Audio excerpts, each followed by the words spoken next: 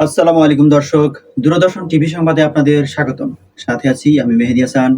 চলুন শুরুতেই দেখে নেওয়া যাক সংবাদ শিরোনাম। সরকারের নতুন প্রশাসনিক সিদ্ধান্ত ও নির্দেশনা প্রকাশ। মূল্যস্ফীতি ও নিত্যপণ্যের দাম নিয়ন্ত্রণে নতুন অর্থনৈতিক নীতিমালা। ঢাকাসহ দেশের বিভিন্ন অঞ্চলে ভারী বৃষ্টি ও জলাবদ্ধতার পূর্বাভাস। আসন্ন আন্তর্জাতিক সিরিজকে সামনে রেখে আন্তর্জাতিক ক্রিকেট দলের অনুশীলন শুরু হয়েছে। মধ্যপ্রাচ্য সংকট ও আন্তর্জাতিক বাজারে তেলের দাম ওঠানামা করছে। এতক্ষণ শুনছিলেন সংবাদ শিরোনাম, এবার বিস্তারিত। সরকারের নতুন প্রশাসনিক সিদ্ধান্ত ও নির্দেশনা প্রকাশ। প্রশাসনিক সংস্কার এবং সরকারি সেবায় গতি আনার লক্ষ্যে একাধিক সিদ্ধান্ত নিয়েছে সরকার। আইন শৃঙ্খলা পরিস্থিতি স্বাভাবিক রাখা এবং মন্ত্রণালয়গুলোর কাজের সমন্বয় বাড়াতে নতুন নির্দেশনাবলী প্রকাশ করা হয়েছে। মূল্যস্ফীতি ও নিত্যপণ্যের দাম নিয়ন্ত্রণে নতুন অর্থনৈতিক নীতিমালা নেওয়া হয়েছে। বাজারে পণ্যের সরবরাহ নিশ্চিত করতে এবং অনিয়ম রোধে বাণিজ্য মন্ত্রণালয় ও বাংলাদেশ ব্যাংক যৌথ মনিটরিং জোরদার করেছে। মূল্যস্ফীতি নিয়ন্ত্রণে বৈদেশিক মুদ্রা রিজার্ভ ও ব্যাংকিং খাতে নতুন কার্যকর হচ্ছে।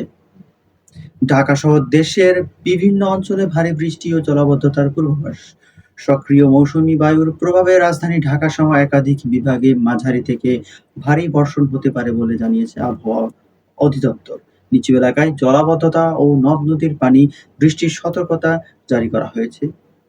আসন্ন আন্তর্জাতিক সিরিজকে সামনে রেখে জাতীয় ক্রিকেট দলের অনুশীলন শুরু হয়েছে। আগামী দ্বিপাক্ষিক সিরিজকে কেন্দ্র করে মিরপুর শেরেবাংলা জাতীয় স্টেডিয়ামে ক্রিকেট অনুশীলন শুরু হয়েছে। জাতীয় দলের স্কোয়াড অনুশীলন, ফিটনেস ও কন্ডিশনিং নিয়ে কাজ করছেন কোচিং স্টাফরা। মধ্যপ্রাচ্য সংকট ও আন্তর্জাতিক বাজারে তেলের দামের ওঠানামা হচ্ছে। ভূরাজনৈতিক উত্তেজনার কারণে বিশ্ববাজারে অপরিশোধিত জ্বালানি তেলের দাম আবারও অস্থির হয়ে উঠেছে। পরিস্থিতি শান্ত করতে কূটনৈতিক তৎপরতা জোরদারে আহ্বান জানিয়েছেন আন্তর্জাতিক সম্প্রদায়। দর্শক, এই ছিল আজকের মতো সংবাদ। এতক্ষণ আমাদের সাথে থাকার জন্য অসংখ্য ধন্যবাদ। আপনাদের সাথে ছিলাম আমি মেহেদী হাসান। পরবর্তী সংবাদ দেখার আমন্ত্রণ জানিয়ে এখানেই শেষ করছি। দূরদর্শন টিভির সাথে থাকুন। আল্লাহ হাফেজ। আসসালামু আলাইকুম।